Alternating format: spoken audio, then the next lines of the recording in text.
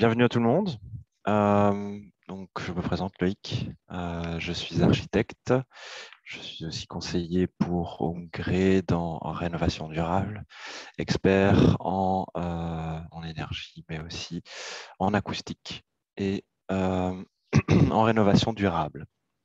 Voilà, aujourd'hui, je voudrais vous parler d'énergie parce que c'est une thématique centrale dans le débat général et surtout dans le débat autour du changement climatique, hein, comme on a pu voir euh, lors de la dernière manifestation il y a quelques semaines. Hein. Et ça intéresse qui? Ça intéresse tout le monde, au fait, les enfants aussi. Et vous pourriez vous demander, mais quel est le lien exact entre l'énergie et la planète? Eh ben, on va voir ça dans le premier chapitre. Ce qu'il faut savoir, c'est que on parle aujourd'hui de limiter le réchauffement à 1,5 à 2 degrés. Maintenant, ce discours-là est dépassé parce que les dernières études montrent que le 1,5 est déjà engagé. Et donc, on va essayer de se limiter à 2. Sachant que si on continue sur la trajectoire actuelle, on aura jusqu'à plus 5 degrés de température en moyenne. Et avant de commencer la présentation en tant que telle, j'aimerais bien quand même mettre ça un peu en perspective. Vous avez devant vous deux cartes de l'Europe à 20 000 ans de différence. Et vous voyez que dans la première, dans la deuxième plutôt, c'est la situation actuelle avec les différents écosystèmes que l'on connaît, notamment en Méditerranée, avec un climat sec, toute une partie de l'Europe, enfin la majeure partie de l'Europe qui est en forêt tempérée. Et à gauche, on a l'Europe il y a 20 000 ans. Et là, on a là où il y a des forêts boréales et des forêts tempérées aujourd'hui, 3 km de glace d'épaisseur. Donc la calotte glaciaire descend jusqu'à là. On a on va dire un climat sec et froid. Mais il faut savoir que à part dans la zone jaune, plus rien ne pousse. Voilà, ça, c'est 5 degrés de différence. Ce n'est pas une question de degré immédiat ni une question de degré météo. C'est une question de totalité de l'énergie De totale energie dans le climat. die in het klimaat zit. L'énergie qui va euh, pousser la pluie à se précipiter, pousser les océans à s'évaporer, à créer plus de précipitations, créer des vents plus violents, etc., etc., etc. Et quand on voit le contraste entre les deux, on comprend à quel point c'est important de mettre nos efforts de côté et que tout le monde doit y ajouter sa pièce. Bien sûr, les politiques et les industriels ont un poids écrasant dans les actions à avoir, mais on le verra, nous-mêmes avons pas mal de leviers qu'on peut utiliser pour éviter ce scénario catastrophe. Voilà. Donc, suite à toutes ces informations, on a eu l'accord de Paris, comme je vous ai dit, qui décide de définir dans un cadre mondial à éviter un changement climatique en limitant le réchauffement de la planète à un niveau nettement inférieur de 2 degrés. On sait aujourd'hui que ça va être difficile de respecter ça en poursuivant nos efforts pour le limiter à 1,5. Nous, on sait 1,5, c'est écrit, on a déjà émis le CO2. Maintenant, qu'est-ce qu'on fait à Bruxelles? On a déjà pas mal agi et Bruxelles est quand même assez exemplaire si on la compare naturellement aux autres régions du monde et a réussi à réduire ses gaz à effet de serre entre 2020 et 2005 de 8,8%, de 14%, alors que le target était de 8,8%. Mais vous me dites, mais l'énergie, le CO2, c'est quoi le lien? Ou plutôt le CO2, pourquoi c'est si important? Il y a aussi tout ce qui est les autres gaz à effet de serre. Voilà le graphique la quantité des gaz à effet de serre responsables pour le réchauffement climatique. Et on voit que le CO2 a un impact prédominant. Un deuxième graphique vous montre que le CO2, c'est de l'énergie. C'est tout simplement ça. Le CO2 est une résultante de l'énergie, d'une combustion, donc où l'oxygène va faire une combustion avec le carbone pour créer du CO2 et de l'énergie. Donc, pour cette énergie, elle sera utilisée dans notre maison, dans notre monde, sous divers facettes. Ça s'exprime, l'énergie en général va s'exprimer en watts. Et pour qu'on comprenne un peu ce que c'est qu'un watt, je vous ai fait, grâce à Jean Covici, une petite comparaison avec, entre votre chaudière et vous-même. Donc, quelqu'un qui est en bonne forme, ses jambes, ce sera 100 watts. Les bras, ça va représenter 10 watts. Et dès qu'on passe à la chaudière, on parle plus de watts, on parle de kilowatts, donc milliers de watts. Et on remarque que pour faire fonctionner notre chaudière pendant l'année, il nous faudrait en fait 250 paires de jambes. Pour faire fonctionner nos tractopelles qui vont paver nos routes pour que nos camions puissent rouler dessus, ça va être 10 000 paires de bras. Un camion, 4 000 paires de jambes. Un avion, 1 million de paires de jambes. Et un laminoir, c'est 10 millions de paires de bras. Donc 10 millions de personnes qui vont taper sur une tôle pour pouvoir la laminer. Juste pour vous dire, vous donner vous faire comprendre que, en fait, l'énergie, c'est ce qui nous a permis aujourd'hui de faire tout ce qu'on fait. Nous chauffer, nous déplacer, nous nourrir. Tout ça est venu avec un énorme, on va dire, coût, ou en tout cas une énorme dépense en énergie, qui est représentée sur le graphique suivant, selon les sources d'énergie. Donc voilà, ça c'est aujourd'hui ce qu'on appelle le mix énergétique global. Et vous voyez que en bleu ici, on a tout ce qui est fossile, et ça représente la majorité, la très très grande majorité des énergies aujourd'hui utilisées. Ce qui est en rose ici, donc c'est les nouvelles renouvelables, c'est-à-dire l'éolien, le solaire. Ça, c'est censé, pour 2050, remplacer, ou en tout cas substituer tout ceci, toute la partie noire, rouge, beige du graphique.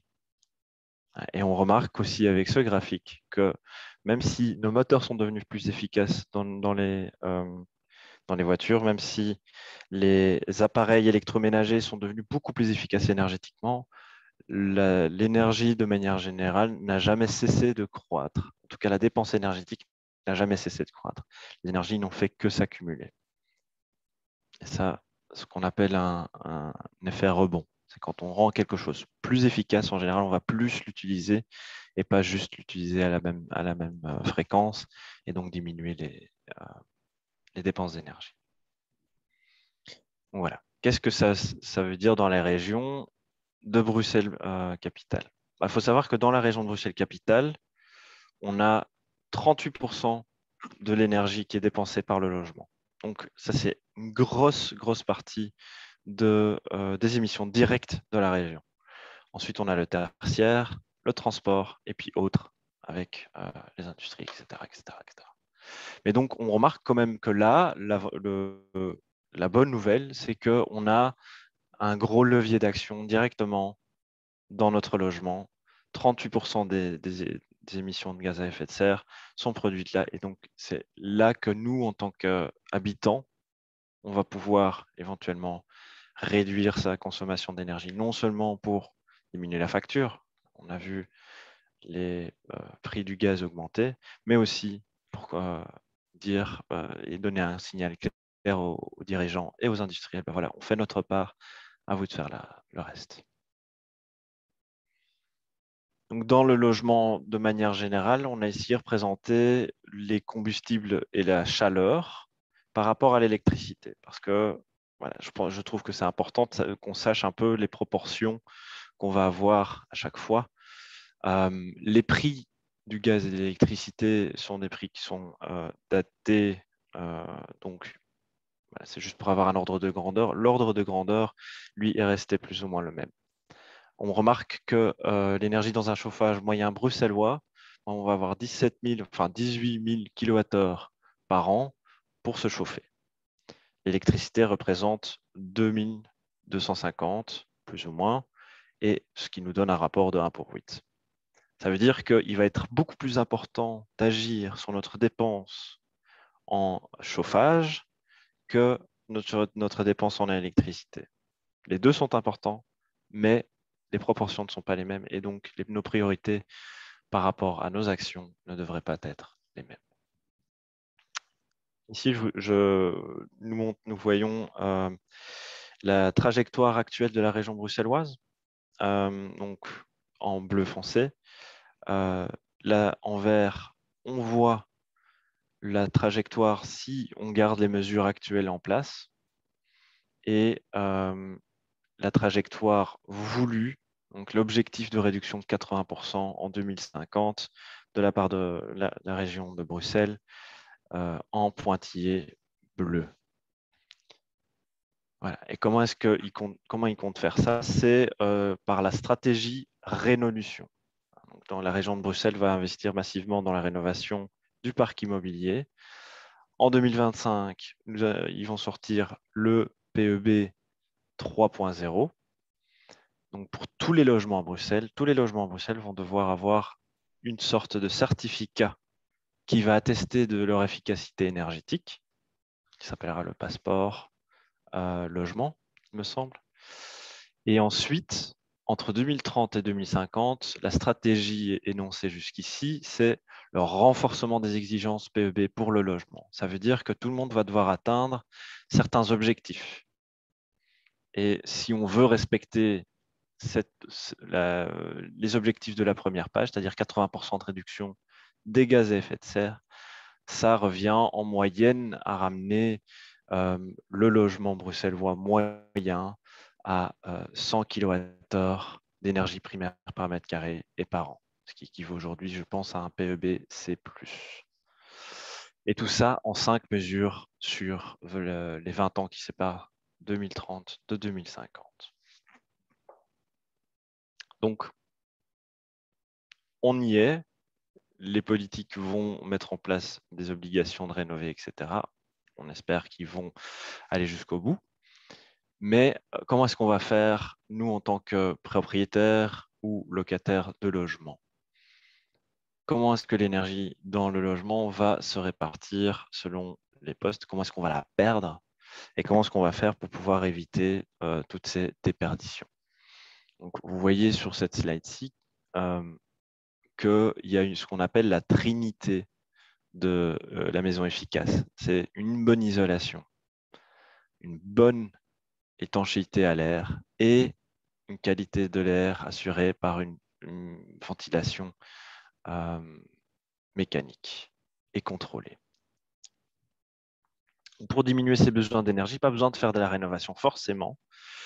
On peut déjà apprendre à utiliser correctement une vanne thermostatique, sachant que 1 degré de différence dans votre chaleur moyenne de votre logement représente 7% de chauffage en moins.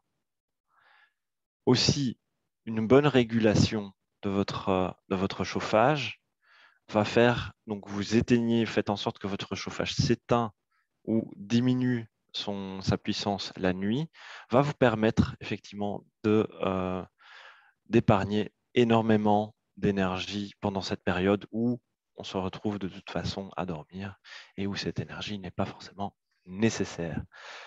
L'effort de la relance est largement compensé, comme on voit ici sur ces graphiques-ci, par l'énergie qui a été pas consommée.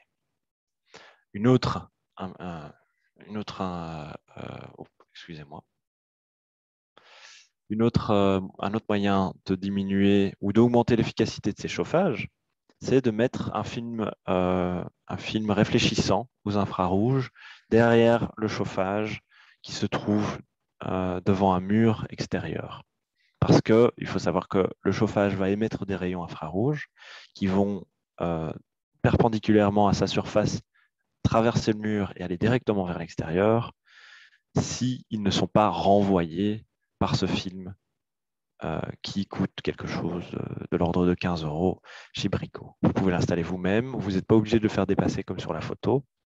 Il est tout à fait possible de couper le film à la taille normale et ça va vous permettre un gain jusqu'à 30% d'efficacité sur le radiateur. Voilà. Donc, de nouveau, cette sacrée trinité. Donc, il faut minimiser les pertes au niveau des parois. Il faut augmenter l'étanchéité à l'air et il faut une ventilation régulée. C'est comme ça qu'on va rendre structurellement son logement plus efficace. Mais aussi, et souvent on oublie alors que c'est prioritaire, on doit investir sur la production de chaleur. Donc, où est-ce qu'on va produire cette chaleur? Parce que le gaz qui arrive dans votre maison, il va être brûlé et la machine qui va le brûler va avoir une efficacité certaine qui dépendra de sa date de fabrication, de son mode de combustion. Et donc, ça vaut toujours la peine de vérifier si vous avez une vieille chaudière, est-ce qu'il ne serait pas bon de la changer? Parce que souvent, on peut faire des gains assez phénoménaux, ne serait-ce que sur le changement et puis ensuite la régulation de la chaudière au niveau de nos dépenses d'énergie. Il faut savoir que même si ça peut paraître cher, une chaudière est très vite rentabilisée parce que ça permet d'avoir des gains d'efficacité jusqu'à 30%. Donc ça veut dire 30% que vous n'allez pas dépenser en plus juste avant même que l'énergie ne soit diffusée dans votre logement. Et ça se passe grâce, entre autres, vous voyez sur la photo de la vieille chaudière, aucun tuyau n'est isolé. La chaudière est une chaudière atmosphérique, donc elle prend son oxygène dans la cave. Si maintenant il n'y a pas assez d'oxygène, la combustion ne se fera pas correctement, il y a des risques de CO, etc. Donc voilà, de toute façon, une chaudière atmosphérique de plus de 15 ans, c'est toujours sage de la faire changer pour une chaudière à condensation. Sur la deuxième image, je vous envoyez un exemple. Et vous voyez que tous les éléments, non seulement les tuyaux, mais aussi tous les éléments comme le circulateur, etc., sont isolés. Avec ça, on peut être sûr qu'on ne perde pas déjà pas mal d'énergie lors de la combustion du gaz pour créer la chaleur qui va vous permettre d'avoir un confort de votre logement. Ensuite, on a donc les déperditions naturellement via toutes les parois. Ici, typiquement, vous avez une maison bruxelloise. Il faut isoler, mais pas n'importe où. Il y a des priorités. Et la priorité, elle apparaît être claire quand on regarde les pourcentages d'énergie perdue par surface. Quand on regarde la toiture, c'est 35% d'énergie qu'on perd. Donc, ce qu'on va isoler après avoir changé notre chaudière, en premier, c'est la toiture. C'est plus facile à isoler que les façades, c'est moins cher à changer que les vitrages et c'est beaucoup plus efficace que d'isoler un sol. Maintenant, ensuite, au niveau des priorités, on pourra choisir entre vitrage et mur, sachant que pour des raisons architecturales et architectoniques, il faudra sans doute faire les deux en même temps. Parce que quand on change un vitrage ou quand on isole derrière, il faut prévoir que l'isolant puisse revenir sur le châssis et faire une couverture continue, une isolation continue à travers toute la peau. Donc le but, c'est vraiment d'emballer la maison dans un isolant afin de limiter toute perte de chaleur. Parce que la meilleure énergie, forcément, c'est celle qu'on ne dépense pas. Je vais faire un rapide petit point aussi sur les isolants.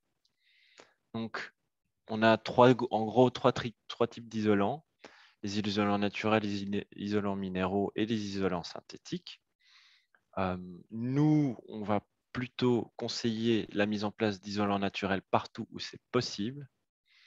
Naturellement, il y a les impératifs financiers, mais il faut bien être conscient que derrière les isolants synthétiques qui sont effectivement beaucoup moins chers et souvent beaucoup plus utilisés aussi, il y a toute l'industrie qui est la cause même du changement climatique, qui est l'industrie du pétrole. Et de plus, on ne connaît pas très très bien leur tenue dans le temps et, voilà, et la respirabilité qui permettent aux murs. Donc, quand vous pouvez, je vous invite vivement à utiliser des isolants naturels, si possible même des isolants qui sont faits à partir de matériaux récupérés, comme le cellulose. Le cellulose, c'est du papier qui a été recyclé, et donc vous prenez des déchets, vous en faites des ressources. Après, si vous avez des impératifs financiers qui vous empêchent d'avoir accès, il faut savoir qu'il y a des primes et aussi des suppléments de primes pour les matériaux naturels. Et sinon, on peut toujours aussi se tourner vers les isolants minéraux. Et dans certains aspects, il est clair que, par exemple, pour une dalle de sol, ça va être très difficile de faire avec autre chose que des isolants synthétiques. Donc, il va falloir vraiment apprendre à choisir où on peut utiliser la facilité du pétrole pour le limiter au maximum et aux usages les plus essentiels. Ensuite, on peut aussi se poser la question, est-ce qu'on ne peut pas produire sa propre énergie? Alors, en Belgique, le solaire photovoltaïque est certainement encouragé. Bruxelles est une région qui pousse énormément le photovoltaïque déjà depuis 2008 et a mis un système de subsides en place pour permettre un retour sur investissement de 8 ans. Ce retour sur investissement qui permettra même d'être dépassé et permettre aux investisseurs dans des panneaux solaires de récupérer 1 000, 2 000 euros, enfin, dépendant de votre situation personnelle. Le solaire thermique, on encourage beaucoup moins. Pourquoi? Parce qu'il faut absolument que le ciel soit dégagé, car il fonctionne sur le rayonnement direct solaire, ce qui est une chose qui n'arrive pas tous les jours à Bruxelles, et encore moins quand on a besoin de beaucoup d'énergie. Donc le rendement au mètre carré est beaucoup plus petit par rapport au photovoltaïque. Petit mot sur le solaire photovoltaïque et les éléments de des installations. Donc, naturellement, tout le monde connaît les panneaux, mais il faut savoir qu'avec le panneau, il y a un onduleur, puis ensuite il y a le compteur de production, un tableau de distribution, un compteur A plus A moins qui va compter ce que vous dépensez et ce que vous produisez, et puis tout le reste de l'équipement électrique. Maintenant, il faut savoir que si on investit dans des panneaux photovoltaïques, il va falloir adapter la façon dont on consomme l'électricité. Donc, c'est-à-dire qu'il faut consommer le jour et voir comment est-ce qu'on peut stocker l'énergie qu'on va produire en plus.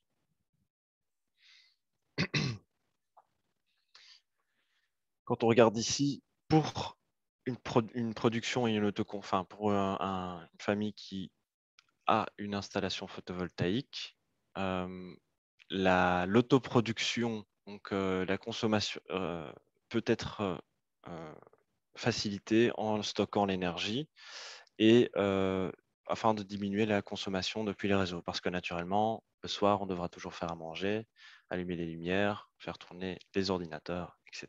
etc. Donc ici, on a un profil général. Donc, on a fait les mesures de l'énergie produite en bleu. On a fait les mesures de la consommation le soir et le matin. Et l'autoconsommation, c'est toute l'énergie qui a été produite, qui a été effectivement utilisée par le producteur. Et donc, toute cette partie bleue qui n'est pas recouverte va être renvoyée sur le réseau. Et donc, pour ça, c'est intéressant d'avoir une stratégie de stockage. Par rapport à la stratégie de stockage, nous, on va déconseiller tout ce qui est batterie. Pourquoi? Parce qu'elle est encore très chère, le retour sur investissement est très long et l'industrie, de nouveau, est très polluante. Pour l'instant, ce n'est pas intéressant. Ce qui peut être beaucoup plus intéressant, c'est éventuellement de relier son installation à un module électronique qui va détecter le renvoie sur le réseau d'énergie et qui va divertir cette énergie-là vers un ballon d'eau chaude, un ballon d'eau chaude sanitaire qui va vous permettre de diminuer aussi à ce niveau-là vos dépenses d'énergie et de gaz en augmentant votre autoconsommation personnelle. Si vous êtes intéressé, vous pouvez faire une petite simulation sur cet outil-ci, donc, qui est la carte solaire. Vous entrez juste votre adresse. Une fois que vous avez entré votre adresse, il va vous proposer une adresse qu'il a dans sa base de données et vous allez pouvoir faire une recherche, ce qui va vous donner une évaluation du potentiel photovoltaïque de votre toiture. Donc, de nouveau, une évaluation qui sera informée par des chiffres mis à jour et quand même régulièrement, mais toujours assez conservatif par rapport, entre autres, au retour sur investissement, histoire de ne pas donner de faux espoirs à personne. Vous avez la possibilité de personnaliser votre installation. Si vous avez des Velux, vous pouvez rajouter des Velux. Si vous avez des cheminées, etc., afin de pouvoir fine-tuner votre installation et voir c'est quoi, quelle puissance installer de manière la plus pertinente possible. Si vous n'avez pas les moyens d'investir, mais que vous avez quand même une toiture intéressante, il y a ce qu'on appelle le prêt vert. Donc, le prêt vert couvre pour les ménages avec des rentrées moyens l'entièreté de l'installation photovoltaïque. Après, c'est naturellement plus intéressant d'investir par ses propres moyens et d'éviter d'emprunter, mais il y a aussi le tiers investisseur qui peut, en dernier recours, vous permettre d'installer des panneaux photovoltaïques sur votre toiture gratuitement. Eux vont récupérer du coup vos certificats verts, donc le subside qui vous permettrait normalement de faire du bénéfice, leur revient. Et donc, par ailleurs, il y a aussi la possibilité d'avoir des toitures et des investissements partagés. Nous, par ailleurs, on ne va pas pousser les ménages bruxellois à investir avec un tiers investisseur, parce qu'à ce moment-là, les intérêts de ce tiers investisseur et les intérêts des habitants ne sont pas alignés. Vous aurez envie d'une installation qui est de qualité, qui va durer qui va avoir une longue durée de vie, là où l'intérêt du tiers investisseur sera un rendement rapide, au moins, et un fonctionnement minimum de 10 ans. Après 10 ans, l'installation vous appartient et lui, à quelque part, il a eu son gain et voilà, vos intérêts ne sont plus très importants pour lui. Voilà. Après, une autre manière de se sensibiliser à l'énergie dans la maison, c'est aussi ce qu'on appelle le monitoring. Donc, vérifier, noter ce qu'on consomme permet d'avoir conscience des quantités qu'on manipule tous les jours et aussi de se comparer éventuellement avant, après un investissement dans une isolation, dans une nouvelle chaudière, etc. et de voir effectivement la différence qui, elle, ne sera plus théorique, mais sera effective. Et pour cela, nous, on promeut un outil de mesure gratuite qui va vous permettre de créer des compteurs non seulement pour votre gaz, pour votre électricité, mais aussi pour vos déplacements, pour vos déchets, etc. C'est un outil de monitoring assez complet qui peut se lier avec plusieurs compteurs intelligents, compteurs digitaux, et donc va vous permettre de voir votre consommation actuelle, la comparer avec vos consommations de l'année passée et éventuellement même prédire les consommations à venir, tout en ayant une intelligence artificielle derrière qui va corriger pour tous les aléas climatiques. Naturellement, une année ne vaut pas l'autre. On a remarqué ici, cette année-ci a été assez froide alors que l'année précédente a été assez chaude. Le logiciel de cet outil de monitoring va prendre cela en compte et va faire donc des corrections dans vos comparaisons. Maintenant, ce qui est aussi intéressant, c'est qu'avec cet outil, vous allez pouvoir vous comparer avec des personnes dans la région qui ont le même profil que vous, c'est-à-dire le même type de maison, la même date de rénovation, plus ou moins, la même taille et le même nombre d'habitants. Donc, moi, je vous encourage en tout cas à le faire. Ça vous permettra de savoir exactement quelle quantité vous manipulez. Déjà, vous comparez par rapport à la moyenne bruxelloise. Est-ce que je suis au-dessus? Est-ce que je suis en dessous? Et ensuite, effectivement, de décider, est-ce que vous allez faire de la rénovation? Est-ce que vous allez plutôt faire des petites interventions qui vont vous permettre de diminuer vos dépenses au jour le jour et de savoir exactement quel levier activer pour participer à l'effort général de la diminution de consommation d'énergie. Voilà. Je vous remercie. Donc du coup, je pense que maintenant, on va plutôt se diriger vers la question-réponse. Exact. Merci Loïc pour ce très bel exposé. Bon, voilà, la première question est en néerlandais. Donc, c'est une personne qui souhaite savoir allez, le nombre d'années à partir duquel une nouvelle chaudière est rentable, en fait. Mm-hmm. Je pense on peut répondre à cette question, mais je n'ai pas les chiffres tout de suite sous la main. Après, normalement, si je ne me trompe pas, ça se trouve dans l'ordre des 10 à 15 ans. 10-15 ans. Ok, très bien. Alors, deuxième question. Quels sont les isolants naturels les plus efficaces? Alors, les isolants naturels les plus efficaces, faudrait voir comment est-ce qu'on va définir l'efficacité. Le cellulose et aussi comment est-ce qu'on va, quel mode de fabrication l'isolant va-t-il avoir? Parce que dans une même famille d'isolants naturels, comme par exemple la laine de bois, dépendant des fabricants, vous allez avoir un lambda. Donc le lambda, c'est la transmission énergétique à travers un matériau. On va avoir un lambda qui va varier entre 0,037 et 0,048, dépendant du mode de fabrication, du mode de certification aussi du matériau.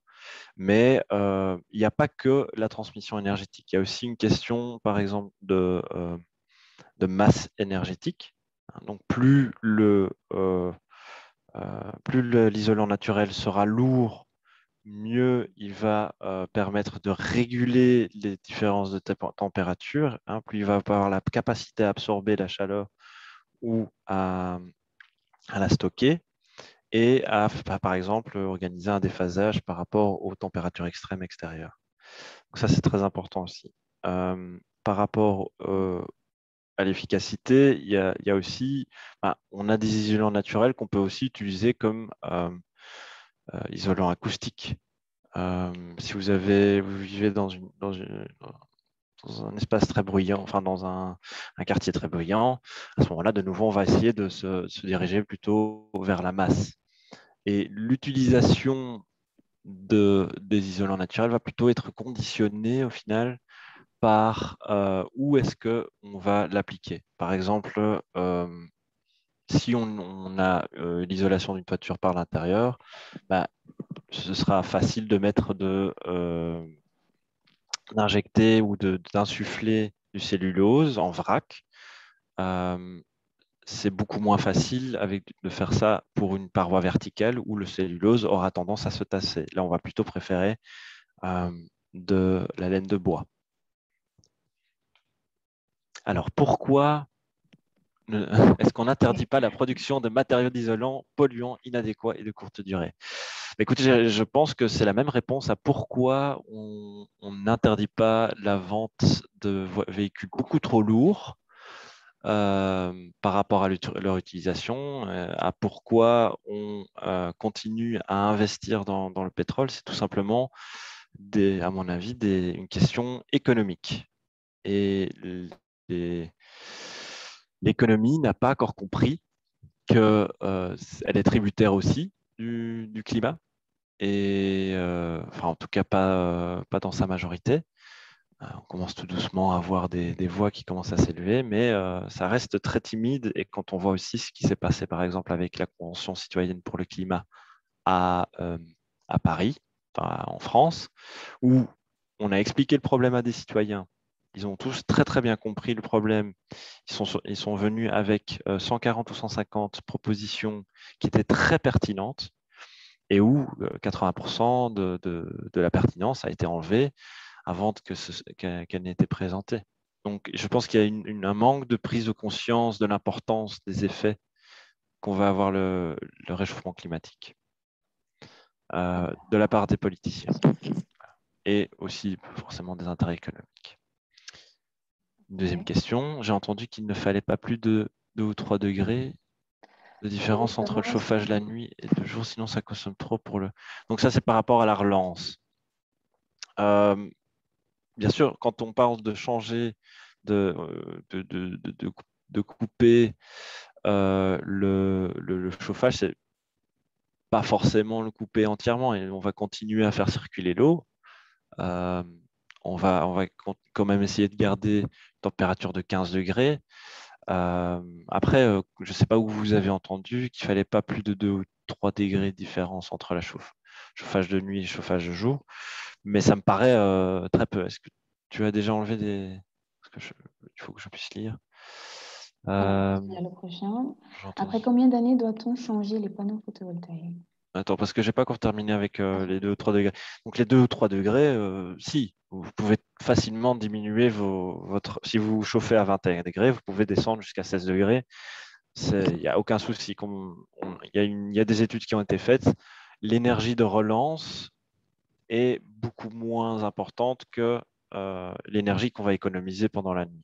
Après, forcément, on peut avoir au niveau du confort quelques inconforts, comme il fait frais le matin, le temps que l'air se réchauffe à nouveau. Et là, on va essayer d'avoir une programmation qui nous permet d'avoir une maison à température quand on se réveille. Et donc, on va essayer de mettre en route la chaudière une demi-heure, 1 heure avant qu'on se réveille. Tout ça, ça se programme, tout ça, ça se pilote, et ça participe énormément à des économies d'énergie dans la maison. Après, combien d'années doit-on changer les photovoltaïques? Écoutez, donc, on a souvent entendu parler des 25 ans de durée de vie de panneaux photovoltaïques. Il faut savoir que ces 25 ans sont déterminés par des laboratoires qui vont mettre des panneaux photovoltaïques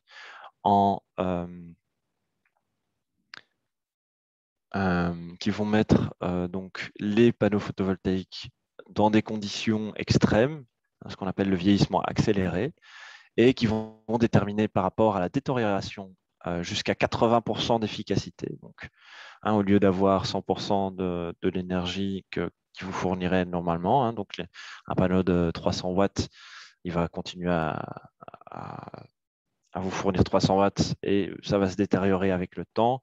Et avec le vieillissement accéléré, ils vont déterminer combien de temps va-t-on prendre, est-ce que ça va prendre pour le ramener à 80% d'efficacité. Mais ça veut dire que, et on est arrivé donc à ces 25 ans, mais ça veut dire aussi que après 25 ans de vos panneaux photovoltaïques, vous avez toujours 80% de votre production, ce qui n'est pas rien.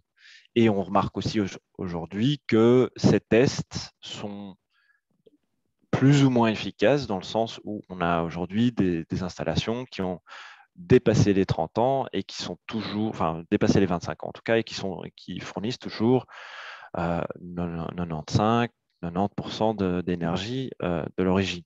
Voilà. Comment peut-on voir la consommation réelle pour une année complète dans le logiciel énergie? Alors là, donc le logiciel énergie ID, donc c'est sur le site internet. Il faut rentrer plusieurs. Ça fonctionne par des compteurs. Il faut rentrer plusieurs index à quelques mois de différence. Et pour avoir la consommation réelle pour une année complète, vous devez, entre votre première et votre dernière entrée, avoir au moins un an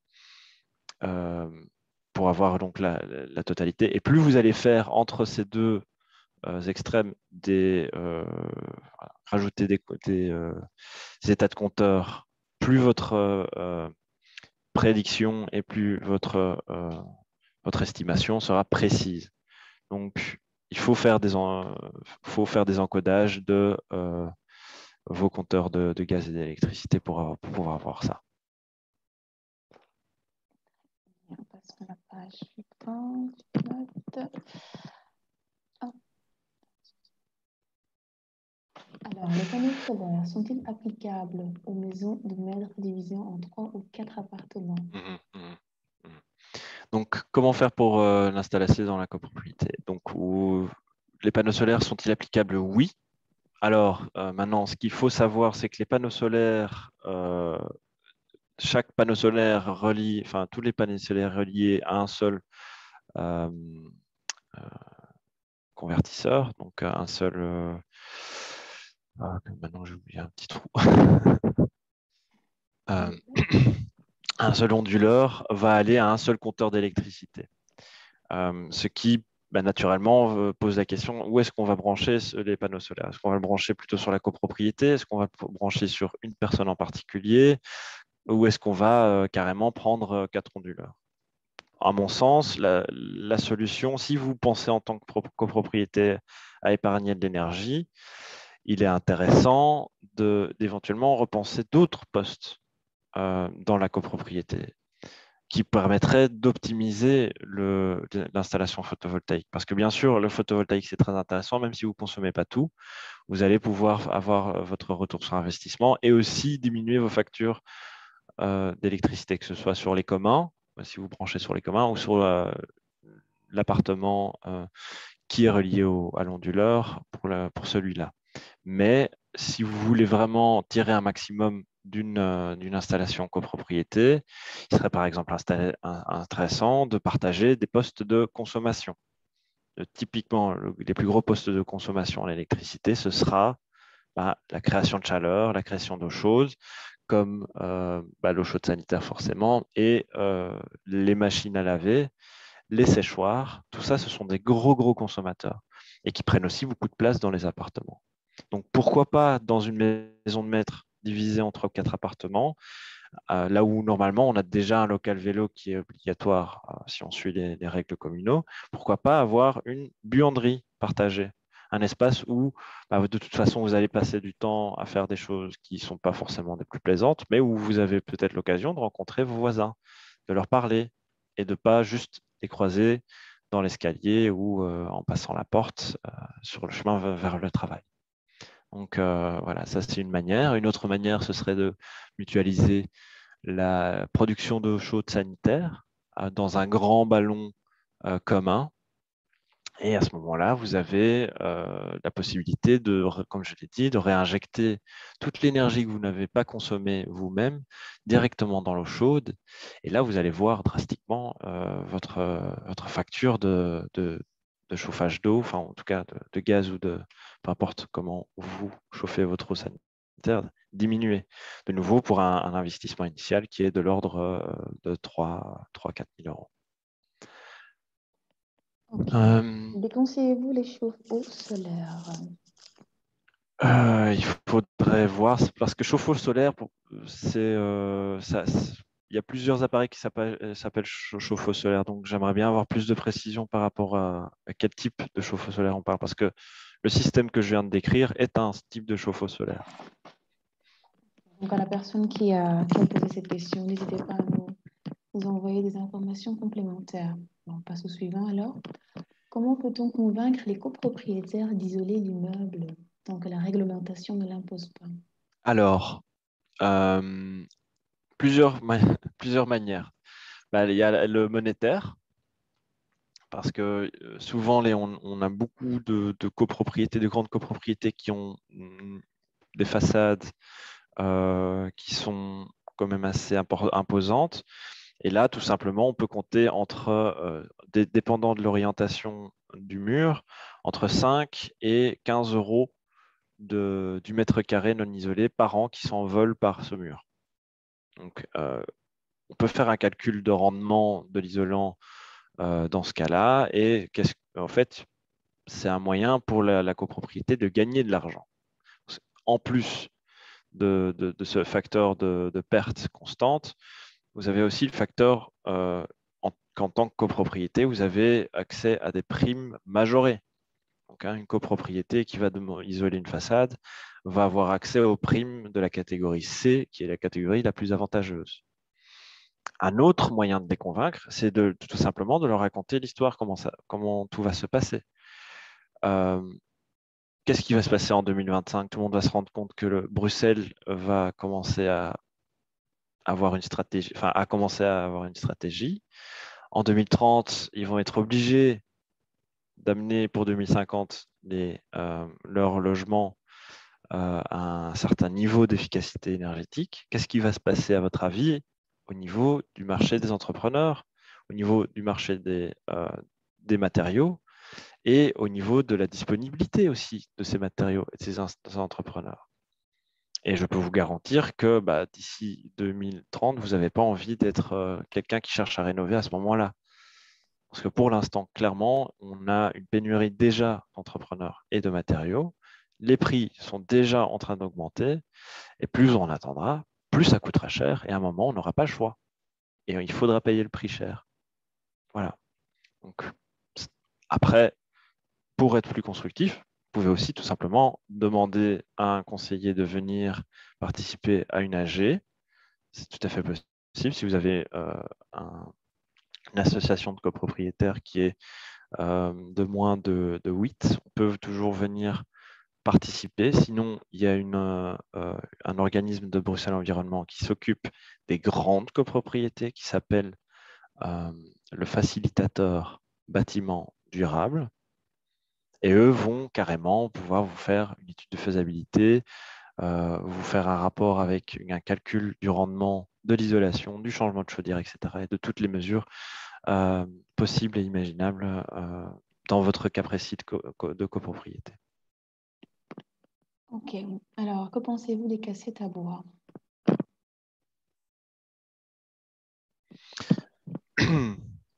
C'est très joli, mais hélas, le bois, on ne sait pas comment.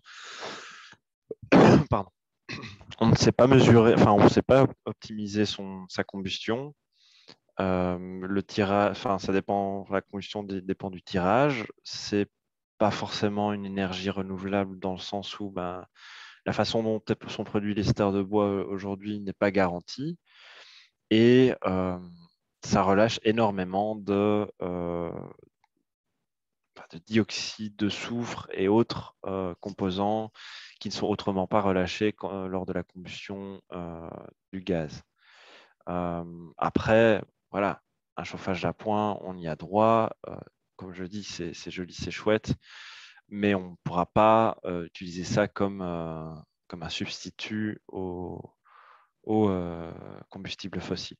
Parce que c'est ce qui s'est passé, entre autres, à Londres, au début de la révolution industrielle. On se chauffait majoritairement en bois et ça a créé une catastrophe au niveau sanitaire. Ça fait des poumons abîmés, une augmentation drastique des morts suite à des complications d'infections pulmonaires, etc. C'est pas, on va dire, une énergie que je conseillerais pour remplacer le gaz ou le gasoil. Bien, question suivante. Est-ce possible de faire une simulation pour une copropriété avec le système Energy IT? Tout à fait. Tout à fait. D'ailleurs, le logiciel et le site a été calculé à la base pour le tertiaire et donc aussi de plus grosses installations avec des multiples facteurs de consommation. C'est pour ça aussi il y a les kilos de déchets, il y a les trajets à vélo, les trajets en voiture, etc. que vous pouvez rajouter à tout ça. Donc non, c'est un outil très versatile et surtout gratuit que je conseille à tout le monde, au moins de tester. Ok. Alors, j'ai entendu dire qu'il est plus facile de chauffer de l'air sec que de l'air chaud. Et couvrir les fenêtres une bonne fois par jour permet d'avoir une chauffe plus efficace. Est-ce vrai? Alors, je pense que ce que vous voulez dire, c'est qu'il est plus facile de chauffer l'air sec que l'air humide. Et là-dessus, vous avez tout à fait raison. Donc, l'humidité dans l'air, ce sont des particules d'eau qui sont en suspension. Et si on veut chauffer l'air, il faudra chauffer l'eau qu'il y a dedans aussi. Donc, un air sec va de toute façon être plus facile à chauffer. Entièrement d'accord. Maintenant, par rapport à l'ouverture des fenêtres, une fois par jour, donc oui, ça permet une chauffe plus efficace. Je ne pense pas que ce soit de manière très significative. Maintenant, de toute façon, je conseille à tout le monde qui n'a pas une installation de ventilation de le faire. Il faut savoir que l'air intérieur est toujours plus pollué qu'à l'extérieur, même si vous habitez juste en bordure de l'autoroute. Parce qu'aujourd'hui, on a tous des meubles et des matériaux qui sont faits avec des composés organiques, enfin qui vont relâcher des composés organiques volatiles, comme les cols dans les meubles Ikea, comme les cols dans les panneaux d'USB, ou comme les différents composés de nos vêtements qui sont imperméabilisés, etc. Et donc, il est vraiment primordial d'ouvrir les fenêtres si on n'a pas de système de ventilation, et si possible, d'installer un système de ventilation qui va être piloté afin de perdre moins d'énergie. Parce que quand on ouvre les fenêtres, oui, c'est plus sain, mais on perd une quantité d'énergie qu'on ne contrôle pas et qui est très volumineuse pour pouvoir changer tout l'air vicié par du neuf. Parce qu'il faut ouvrir pendant au moins 10 minutes, un quart d'heure, tous les jours, le matin et le soir, pour avoir un air frais. Et ça fait beaucoup de mètres cubes d'air froid qui rentre, qu'il faudra de nouveau chauffer. Voilà, beaucoup de sous-principes dans cette question, mais question très intéressante. Bien. Alors, la suivante. À défaut d'isoler sa façade par l'extérieur, peut-on l'isoler de l'intérieur? On peut l'isoler par l'intérieur. Ceci dit, le prix de l'isolation par l'intérieur, ainsi que la complexité technique à la réaliser, est beaucoup plus grande.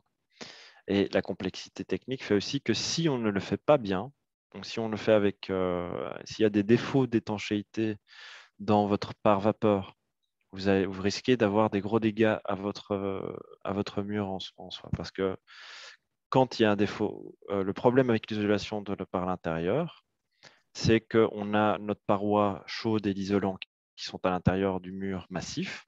Le mur va être froid, ce qui veut dire que l'air qui, comme on sait, est plus chaud et donc contient plus d'eau, va rentrer enfin, va passer par l'isolant, va diminuer en température au fur et à mesure qu'il passe par l'isolant et va tout d'un coup rencontrer un mur extérieur qui est bien en dessous de la température de rosée. Et donc là, on va avoir une condensation et vu que ce n'est pas du tout ventilé, l'apparition de moisissures, etc., etc. Ce qui veut dire qu'on a deux solutions pour éviter ce qu'on appelle les ponts thermiques et les points euh, de condensation. C'est avoir un pare-vapeur qui est parfaitement réalisé, mais aussi ou continuer l'isolant à travers les planchers en démolissant les planchers, ou faire un retour vers l'intérieur le long des planchers et des murs de refend, donc les murs qui sont perpendiculaires aux façades, d'1 mètre, afin d'éviter ce phénomène de point froid et point de condensation. Donc on peut, mais c'est cher et il vaut mieux essayer par l'extérieur si c'est possible. Après, naturellement, ça amène les questions les problèmes de patrimoine, etc. Et là, il faut à chaque fois essayer de trouver une solution ad hoc. Après, voilà, toutes les façades avant sont pas isolées forcément. Is er een verhoogd risico op schimmel bij natuurlijke materialen? Nee. Er is geen verhoogd risico. Donc, il n'y a pas de risque supplémentaire de moisissure dans les matériaux naturels. Tout simplement parce que la moisissure, elle se développe quand on a un milieu humide qui n'a pas ou peu de ventilation. Et ça se passe autant ça se passe beaucoup plus quand on a, par exemple, un mur humide sur lequel sont contrecollés des panneaux de polyuréthane, où donc il n'y a aucun mouvement de l'air, et un panneau de laine de bois qui, lui, a une structure de cellules ouverte, et donc va permettre à l'eau éventuellement peut-être de rentrer, mais aussi de sortir du matériau, de sortir du mur, et donc de s'assécher. Et contrairement aussi à, par exemple, de la laine de roche ou de la laine de verre, une laine de bois, une fois mouillée, elle va reprendre ses qualités isolantes. Une laine de roche, une laine de verre, une fois qu'elle est mouillée, c'est fini. Elle a perdu les 3/4 de ses capacités à isoler. Bien. Alors, on arrive tout doucement à la fin. Peut-être qu'on va juste prendre les 3 dernières questions. Alors, quelle est la différence entre solaire photovoltaïque et thermique? Alors, la différence, c'est que le solaire photovoltaïque va créer de l'électricité, et puis ensuite, éventuellement, avec l'électricité, on fait ce qu'on veut, on fait de la chaleur ou on branche des équipements. Et le thermique, ce sont des tubes sous vide noirs. Donc, c'est les fameux panneaux qui vont créer de la chaleur, qui vont faire circuler de l'eau à l'intérieur, qui va devoir rentrer en toiture et être échangé avec de l'eau qu'on peut utiliser, hein, donc de l'eau pour prendre sa douche. Donc, le solaire thermique va directement faire de la chaleur, pas de l'électricité. Et donc aussi avec tous les soucis de perte éventuelle par les tuyaux, d'installation, parce que il faut donc un antigel dans l'eau qui va accumuler la chaleur et qui va tourner dans le système. Ce qui veut dire qu'on ne peut pas directement utiliser cette eau-là, mais qu'il faut échanger la chaleur dans le boiler avec l'eau qu'on va in fine utiliser. Donc voilà, ça c'est la grosse différence. Bien. Diminuer des Oui. Alors, des conseils pour diminuer la perte d'énergie par les fenêtres. Alors, oui, tout à fait. Des conseils pour les fenêtres, il y a deux grandes raisons pour lesquelles on perd par les fenêtres. C'est l'étanchéité des joints, donc des fermetures. Donc, si vous avez des vieux châssis ou encore des châssis double vitrage, mais qui ont quand même un certain âge ou qui sont abîmés, refaire les joints, parfois, peut avoir un effet de fou. Ça peut avoir un très fort impact, rien que par la différence en étanchéité à l'air. Donc l'air froid ne peut plus rentrer. Et sinon, pour ce qui est des vieux châssis, par exemple en façade avant, ou pour les locataires qui n'ont pas la possibilité d'investir dans du double vitrage ou de mettre du double vitrage dans des châssis existants, il y a ce qu'on appelle des films thermo-rétrécissants. Alors, c'est un film plastique qu'on met avec du papier collant double face transparent autour du cadre de la fenêtre, hein, donc devant la fenêtre. Ça permet d'approcher l'effet d'un double vitrage avec un investissement minimum. Je pense que pour 50 €, vous pouvez vous rapprocher très fort de l'efficacité d'une fenêtre double vitrage. D'ailleurs, pour information, je viens de le faire chez moi et j'ai déjà pu mesurer avec mon lasermètre une différence de température entre un simple vitrage et le simple vitrage avec le film de 13 degrés en termes de température de surface. Donc ça, en termes de confort, ça change énormément. En termes de transmission énergétique aussi, mais c'est surtout en termes de confort qu'on le remarque. Ensuite, ça c'est une question Oui. très complexe et très intéressante aussi. Est-ce qu'on peut partager, revendre son électricité de photovoltaïque aux habitants du même immeuble? Qu'est-ce qui nous empêche? C'est comme un mini-communauté de partage. Alors, je suis très content de cette question et je peux d'ores et déjà vous dire qu'on encadre plusieurs projets tels que celui-là, parce qu'effectivement, comme vous le mentionnez, il y a une question de législation d'abord. La législation ne permet pas encore les particuliers d'être fournisseurs d'énergie. Mais ce cadre législatif est en pleine transformation et on est en train de mettre en place un cadre qui va permettre exactement ça. Donc, imaginons un quartier, le voisin qui a une énorme toiture a une installation photovoltaïque assez conséquente, il n'utilise pas toute son énergie et il se dit, moi, revendre juste au prix de l'énergie à si bel gaz, ça ne m'intéresse pas. J'aimerais bien que mes voisins profitent de mon énergie. Et là, il va être possible, après un certain moment, de revendre cette énergie-là à ses voisins avec un contrat de fourniture d'énergie dans le cadre législatif qu'on est en train de développer maintenant. À cet instant-ci, il est possible d'intégrer peut-être ou de proposer des projets pilotes, mais ce n'est pas encore, on va dire, monnaie courante ni acté. Mais on est en train de se diriger vers là. Après, je pense qu'il y a encore une question, comment être sûr de son choix d'entrepreneur par rapport aux panneaux solaires, qualité, coût, etc. Et je voudrais terminer avec ça parce que c'est justement la réponse, c'est contactez-nous. On est une petite dizaine d'experts en énergie renouvelable à donner des avis techniques sur des devis en photovoltaïque. Donc, le conseil que je donnerais de toute façon, c'est de demander au moins trois devis d'entreprises différentes et de nous les envoyer tout simplement pour analyse. Et alors, on va pouvoir vous aider à comparer un devis par rapport à l'autre, un produit par rapport à l'autre. On vous donnera les clés de lecture et si vous le voulez, vous pouvez même continuer votre recherche si vous n'êtes pas satisfait de ce qu'on vous a dit ou vous pouvez nous demander de vous aider à choisir parmi ces trois-là.